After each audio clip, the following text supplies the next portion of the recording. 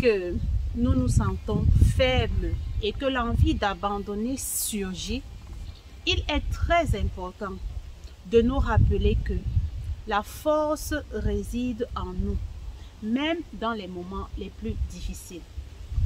Salut à toi qui me regarde et bienvenue sur ma chaîne.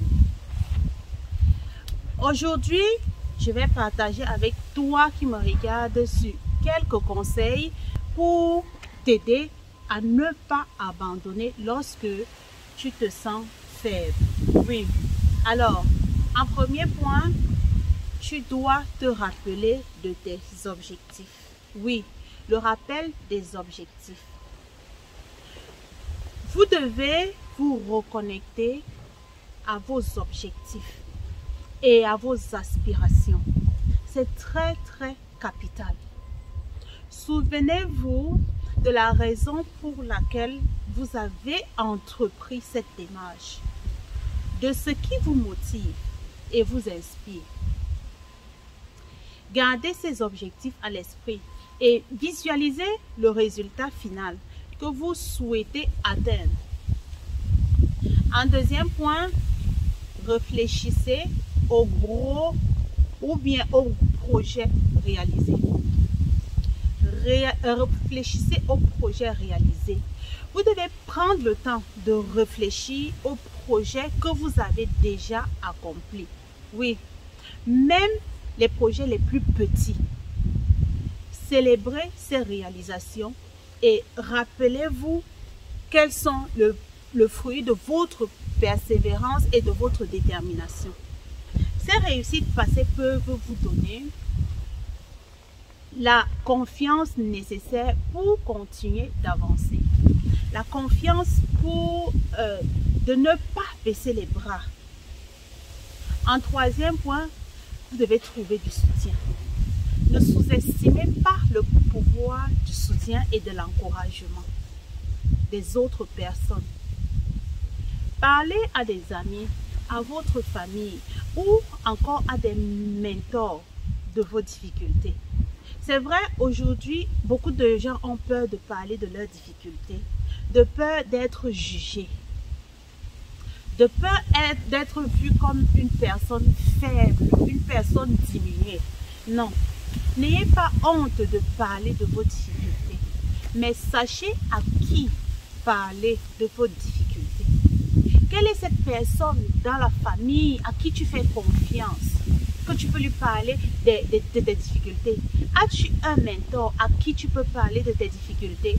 Sinon, c'est le temps pour toi de prendre un mentor pour t'accompagner. Ils peuvent vous offrir du soutien moral, des conseils et même des perspectives différentes, les façons différentes de voir la chose.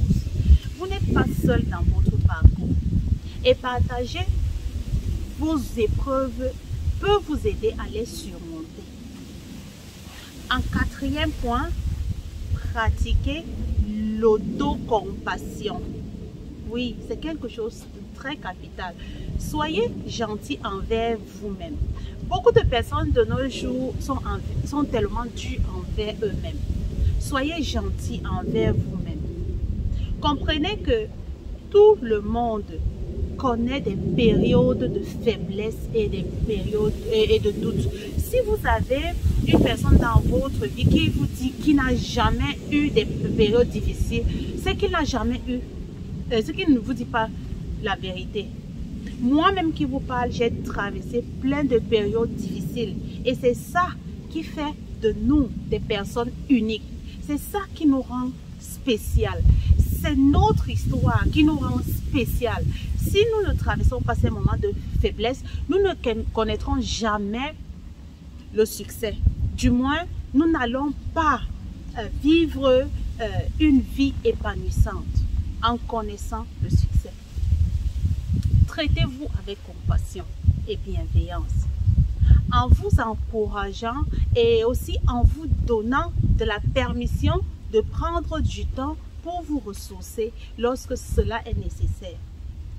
C'est très important. Prenez du temps pour vous. En cinquième point, vous devez diviser vos objectifs en étapes réalisables. Oui, parfois, l'idée de réaliser un objectif, un grand objectif, peut être accablante. Divisez-le en étapes plus petites et plus réalisables. Cela vous permettra de célébrer les petites victoires à chaque étape franchie. Ceci vous donnera la motivation pour continuer. En 6e point, vous devez cultiver la résilience.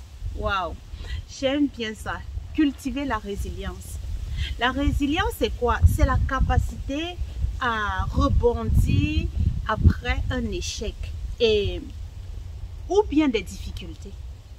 Qu'est-ce que tu fais après avoir essuyé des échecs? Qu'est-ce que tu fais après avoir... qu'est-ce que tu fais face aux difficultés? Es-tu cette personne-là qui abandonne? Ou bien es-tu cette personne qui apprend de cette difficulté et trouve des nouvelles stratégies pour pouvoir avancer? Alors, moi, je t'invite à voir chaque obstacle comme une opportunité d'apprendre et de grandir. Considérez le revers comme des leçons. Quand je parle de revers, ce sont des obstacles. Et utilisez-les pour vous renforcer et vous améliorer. Pour moi, l'échec n'existe pas. Oui, c'est ce que le Master Coach nous enseigne. Le Master Coach Raphaël Nungé nous dit l'échec, c'est une autre possibilité d'apprendre. Et parce que quand tu n'échoues pas, tu n'apprendras jamais. Le plus important, c'est ton comportement face à l'échec. Ton comportement après l'échec, c'est ce qui est plus important. Donc, tu dois cultiver la résilience. En 7e point, tu dois prendre soin de toi. Oui, prenez le temps de prendre soin de votre bien-être physique et émotionnel et même mental. Moi, par exemple, je me fixe des séances sportives, des séances d'exercice physique tous les matins. Tous les matins, j'ai au moins 30 minutes d'exercice physique. Tous les matins. Je prends soin de mon physique, de mon mental et même de mon émotionnel. C'est très capital. Je pratique de la lecture tous les jours, 30 minutes minimum. 30 minutes d'exercice physique, 30 minutes de lecture. Tout ceci pour rester en perpétuelle croissance et prendre soin de moi. Accordez-vous des moments de repos. Pratiquez des activités qui vous ressourcent et qui nourrissent votre énergie. Une bonne santé globale vous aidera à surmonter les moments de faiblesse. Oui. Alors, souvenez-vous que la faiblesse est temporaire et que vous avez le potentiel de vous relever et de surmonter les défis. La clé est de rester concentré sur vos objectifs. Adoptez une mentalité positive et trouvez du soutien lorsque vous en avez besoin. N'ayez pas honte. Vous êtes plus fort que vous ne le pensez. Continuez à avancer, étape par étape, et vous réaliserez des choses incroyables.